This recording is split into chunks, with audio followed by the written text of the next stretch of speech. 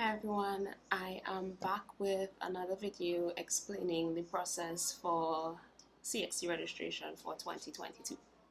But before I get into that, what I really want to say quickly is I've gotten a lot of people messaging me and whatnot about questions with exam and stuff, so I just really want to wish all of you the best in your exams and give you one bit of advice. Start now.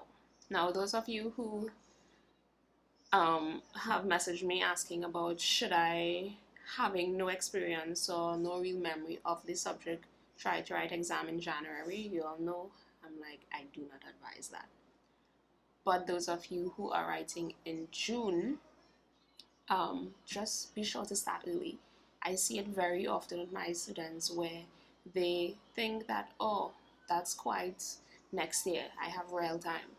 And then April reaches and they're like, what do I do now? And then they're scrambling to prepare. So really just start as soon as possible. Do whatever is necessary. If you have to find a tutor, start watching videos on YouTube, review book notes that you had from when you were in school. Whatever you need to do, start now.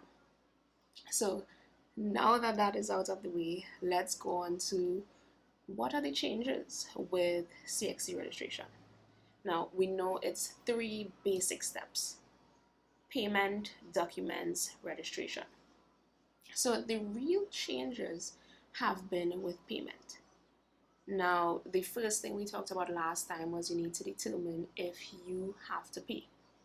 There has been a change with who has to pay. Before, each national would be allowed 2 free chances. Now that has been reduced to 1.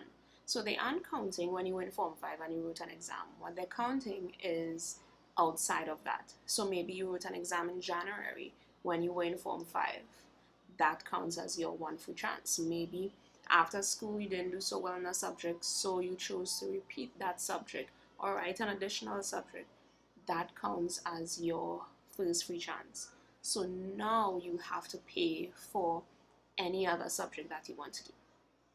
So thankfully, the cost has remained the same.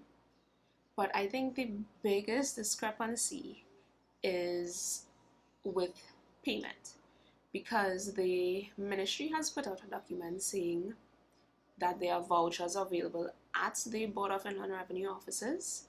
But knowing how things like this go, I decided to contact a Board of Inland Revenue office and a Ministry of Education district office.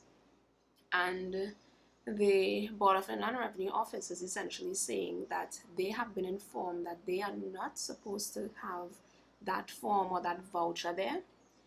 We who are applying have to bring our own forms. And not just that, but they cannot accept a voucher that has not been stamped by the Ministry of Education. Now, this is nowhere to be found in the Ministry of Education's document. And when I asked at the Ministry of Education office, they said that they don't know anything about that, but wait until Monday and see if head office of Ministry of Education sends out anything else. So I would suggest that you go to your Ministry of Education office first and let them know, because you don't want, God forbid, you reach in the Board of Inland Revenue office to pay your money and then they're like, I can't accept this. You have to go back to the Ministry of Education and get this stamped, and then you have to do that run around to go to the Ministry of Education and whatnot. So download your form, get it printed, get it stamped, and then go to the Board of Inland Revenue office. Now, once you do all of that, the process remains the same. You scan everything and fill out the online registration form.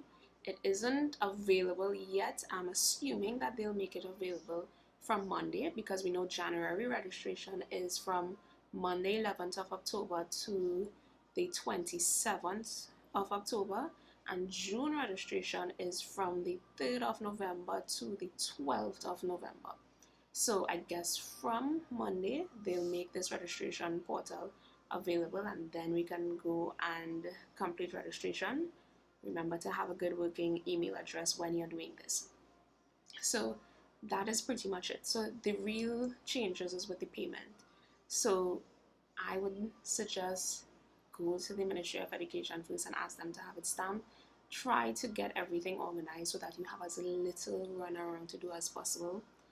Try to do it as early as possible so that you aren't with the crowd of people who are running to pay at the last minute, or you're trying to get onto the registration form, and because there are so many people trying to do it at the same time, it's giving trouble. So do it early. So that really is, I think that covers all of the changes. So best of luck to you all. And as usual, if you have any more questions, you all know, just comment under the video. You all can inbox me and whatnot. So I hope this was helpful, and I hope you all have a good day and all of the best in your exams again. Bye bye.